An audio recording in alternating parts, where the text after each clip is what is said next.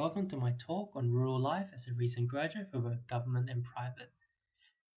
Everyone calls me Chanis. My name is actually Michael Chan, but most people actually forget what my actual name is because they just call me by my nickname.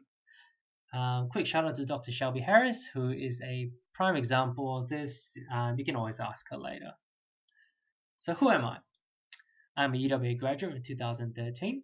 I worked in Port Hedland when I graduated in 2014, and now I work in Karratha from 2015 till present.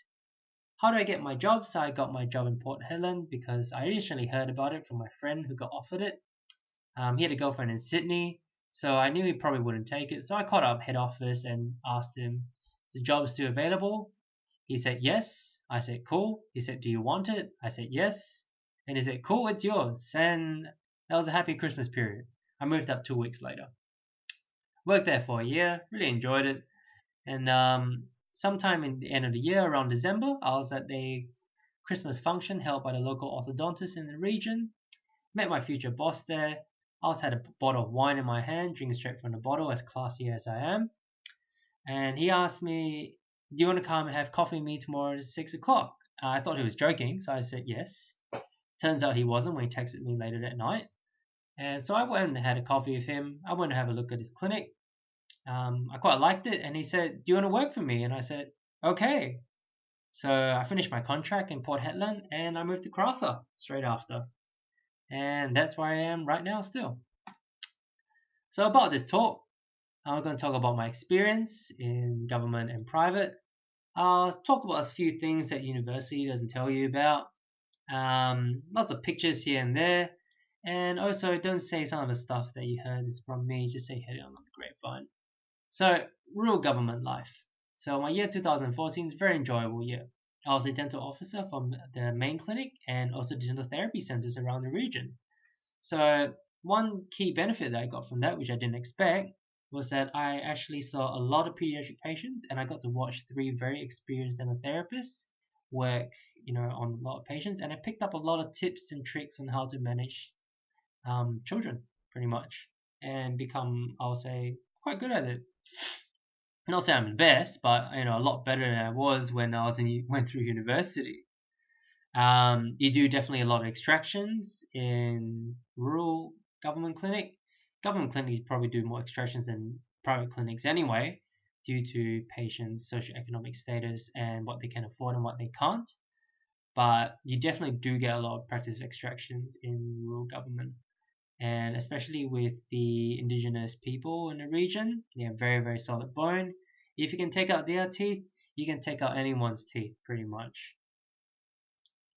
It's pretty crazy, That's why I chose to work in rural rather than metropolitan. I'll probably never ever work in metropolitan clinic just because I don't like it. I worked in it before as placement and it's just too busy and I don't know. I wanted to relax after 5 years of slaving away. So went to rural govy and I enjoyed it. It's nice easy pace, set your own pace. It's pretty nice. You get to do bush trips as well.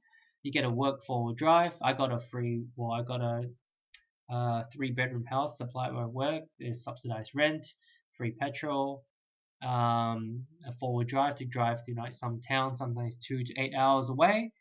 And you're the only dentist that these towns see sometimes in the whole year for that 2 days that you're there. So you do a lot of patients. You see some 10 to 16 people there in this bush trip. It's much busier than my main clinic, but makes it worth it. You feel good afterwards, and the whole town's happy. You also get lots of sick and annual leave. That's a lovely thing that you don't get often in much of in private. Make use of it. I tend to get sick normally on Fridays, and I usually go away and just have a little trip just to bring my mental stability back, just over the weekend and that day that I'm sick on Friday. Also, an interesting thing was that my boss left 6 months after I got there, and he was the regional manager for the whole of the Pilbara, which is a region in WA. And because no one else wanted a job, I kind of picked up a few of his duties. So I went to an acting regional manager position, which was pretty cool, a new grad, and suddenly I'm being flown down to Perth to attend manager meetings and stuff like that to take notes. Um, Not complaining, I got a pay rise and got to sit in on some really boring meetings, but yeah, it was good fun. Private life. So after I finished my contract, moved to private in Karratha, where I am now. Not as cruisy as you would expect. You got to work for your money, and the more money you want, the harder you have to work. And in rural, there's not much else to do besides work, so you work a lot. There's a larger variety of work in private as well. You got patients do have more money, which is why they go to a private clinic. In WA, um, at least anyway, you have to be a certain like low income or stuff or disabled or something like that to actually go to a government clinic. So and a lot of them, even that $200 that they have to pay or $300 for a root canal, a lot of them can't actually afford that still.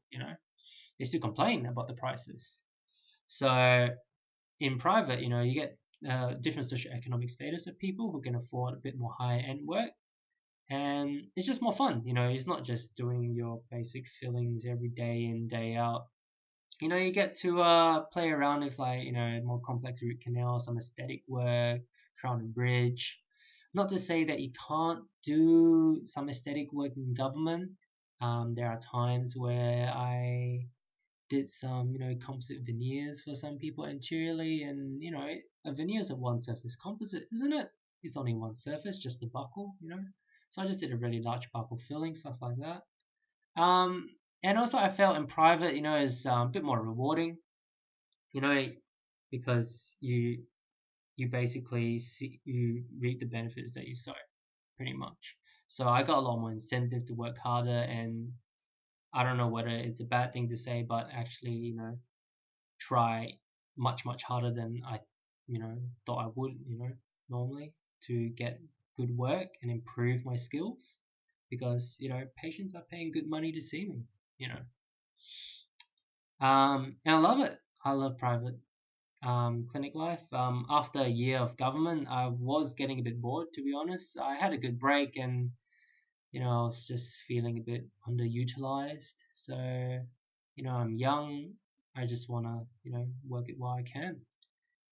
And so I don't have much time with this talk. It's about 15 minutes. So I'll just rush on, do a few rural dentistry tips. So I'm not going to give you the standard tips like, you got to section crown this way, you got to do this, blah, blah, blah. Anyway, just things about rural in general. It's the perfect time for practice, all right?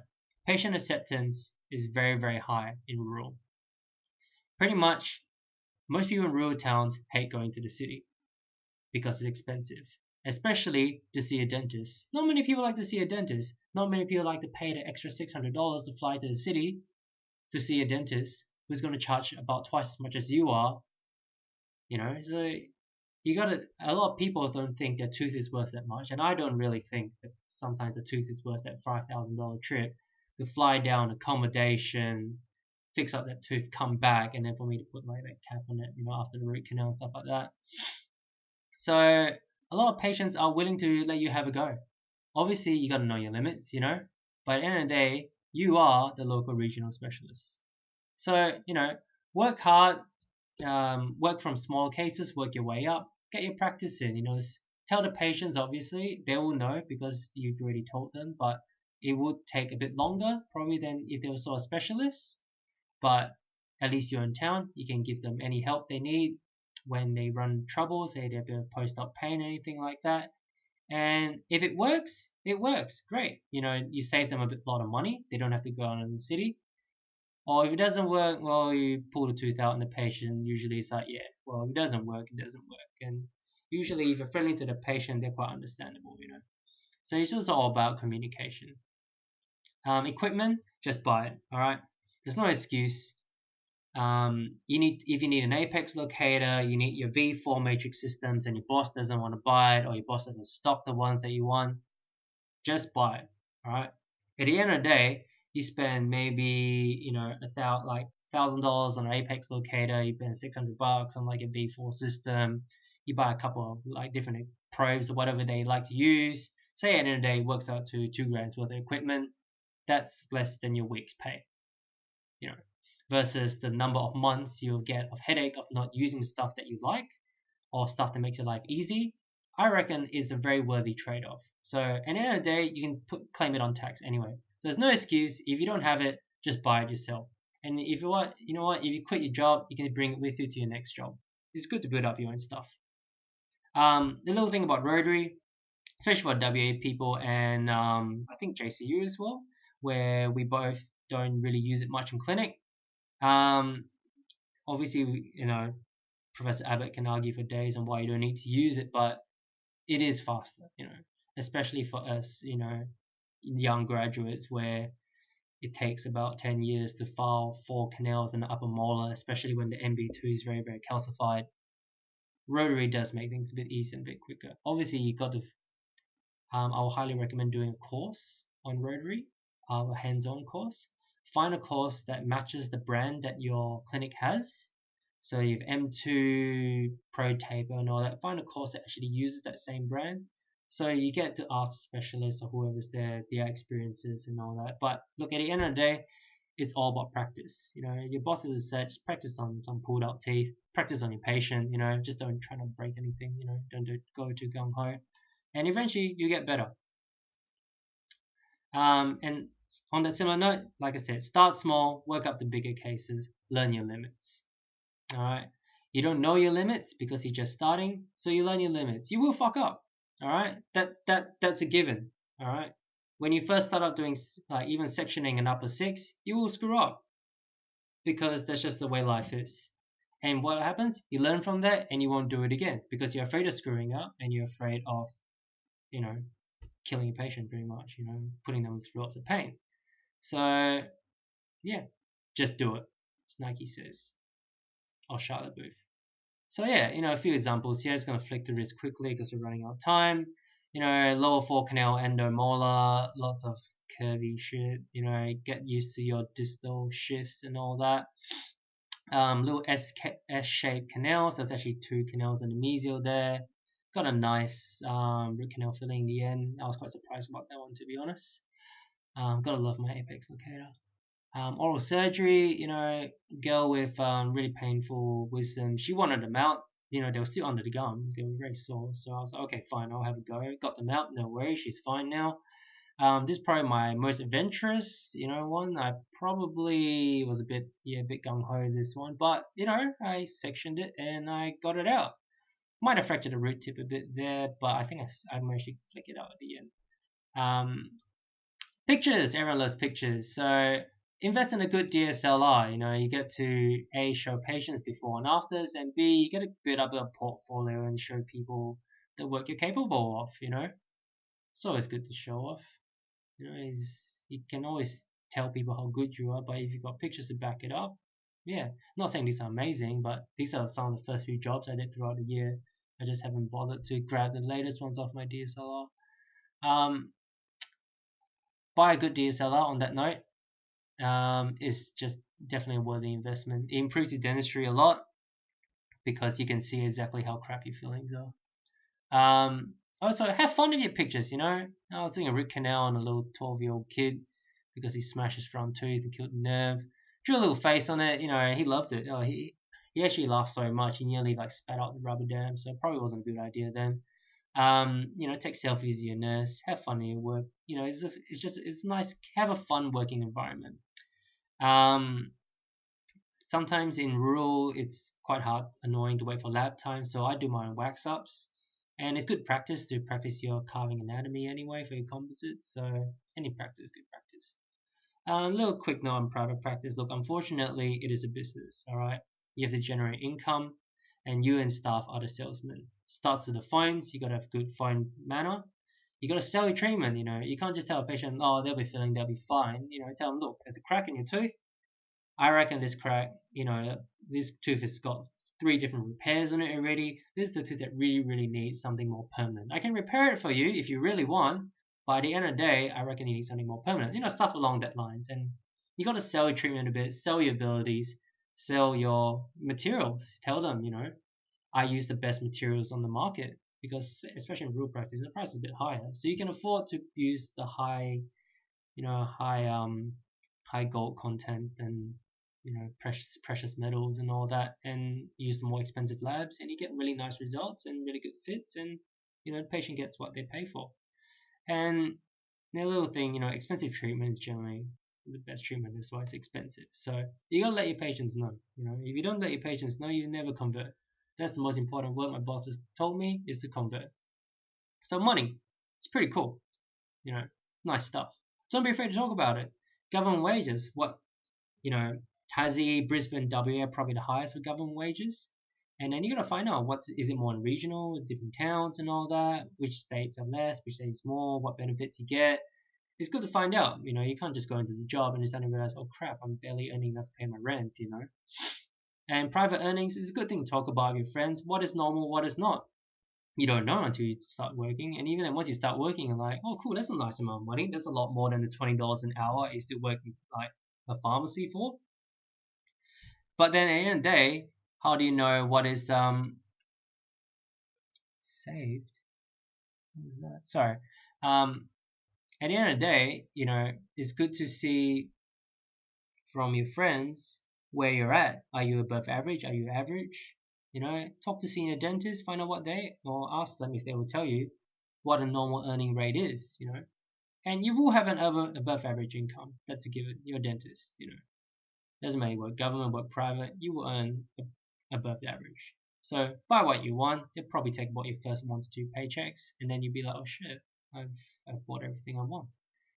Buy your Gucci shoes, or your Burberry jacket, whatever you want to buy a laptop, buy your mom some jewelry, buy your sister something nice, stuff like that. Literally still take 1 or 2 paychecks. That's what dentists earn.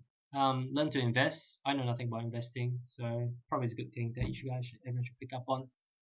So a quick note on government versus salary versus commission and retainers. Government, you get salary sacrificing bonuses. So even though on paper it looks like the same amount as like a private salary, you get bonuses on top of it. Commission is risky unless you're rural, because in rural, generally speaking, you do see a lot more patients. So going straight on commission, you generally get decent income off that. New practices in the city, be wary of them, especially if it's just on commission. You see 2 patients a day, let's go and cleans, and you're earning less than a nurse. Retainer is probably the safest here in Metropolitan, because at the end of the day, say if you don't see that many patients, you got your retainer to fall back on. Quick note on patient flow and commission. Say you earn about an average $400 off each patient, just argument's sake. 5 patients at 45% commission, that's pretty good commission, you get $900. 35% commissions, $700, $200 less. You see 1 patient more at 35%, you're nearly caught up to that 45%. So look, at the end of the day, you would rather want to see 10 patients at 35% than 5 patients at 45%. Because the more patients you see, the more money you can generate. Alright? Doesn't matter you have 90% like commission and all that, if you see 1 patient a day. What's the point? So if you're about to get hired by a place, look at their books. Alright? Ask to look at their books. How many patients do you expect to see a day? How many new patients are they bringing into the practice? Because you're generally picking up the new patients. And obviously once after, it takes about 6 months, to generate some return business. So that's definitely something to keep an eye on. Patient flow at the end of the day is the most important thing. The more people you see, the more money you can make. The general aim you can do in private, $1,000 a day. Alright, that's why I speak to other dentists about, and they're like, 2-3 years out, 1-2-3 years out. That's a good target. That's a $250,000 to $300,000 annual salary. That's pretty decent. You probably when you start out, you're probably earning to about $400 to $700 a day. So that's a daily total of $1.75 to $2,000. So this is just for the private people. In government, it works out. I don't know how to work it out per hour or whatever per day. But look at around 700 a day, that's about 180,000 to 200K salary. I think that's what most metropolitan people are kind of around that anyway. In rural, probably a bit higher. Big issues. Isolation is a big issue. Okay, so it's definitely worth talking about these things. Try to make new friends. I know it's hard. If you're not a person that can make new friends easily, you got to, as Jack Sparrow says, or his father says, you got to learn to live with yourself. All right, it's a town in the middle of nowhere. You got to learn to live with yourself. unless you're good at making friends. So join clubs, I joined a badminton club, I joined a taekwondo club. I ended up teaching and running the taekwondo club because they didn't have many black belts there. So that was good fun. Um, Depression's also an issue. There will be days where you get depressed. That's just normal, especially in rural. You come home, your family's not there, your friends are back from high school and university aren't there, come back to an empty house sometimes. It gets a bit depressing, you so yeah, try to get out of the house as much as possible, take photos, do sport, you get out, do fun stuff. That's the thing. Just try to keep yourself busy. That's pretty much it. I put existentialism in there just because I had a few friends, who are kind of questioning what they want to do with their life already, even though they're about 2 years out. At the end of the day, even if you did dentistry 3 days a week and you want to be like a yoga instructor for the other 4 days a week, you still do pretty well in life from that 3 days a week, provided you have a solid 3 days. So do you want to do more? Do you want to do other things? Now's a good time to think about it because you have so much time. You don't have to study anymore. Well, maybe you do. You do a bit, but not as much as you did in university. You have plenty of time to think about these things. What do you want to do? Plan your life. What do you enjoy? Find out what you used to enjoy, but you forgot because you were, smacked out of it in dental school. And yeah, bachelor life living by yourself can be fun as well. I did actually do this. I went to buy some bok choy for dinner because I ran out of rubber bands in my house. Things to keep yourself busy. Volunteer. I volunteered at the Kimberley Dental team. It's good fun. Go around in trucks, see indigenous people in regional towns. That's Wool Creek Crater down there. We actually drove up to it. It's good fun. Didn't die. Party and travel hard, definitely. Just because you graduated doesn't mean you can't go out.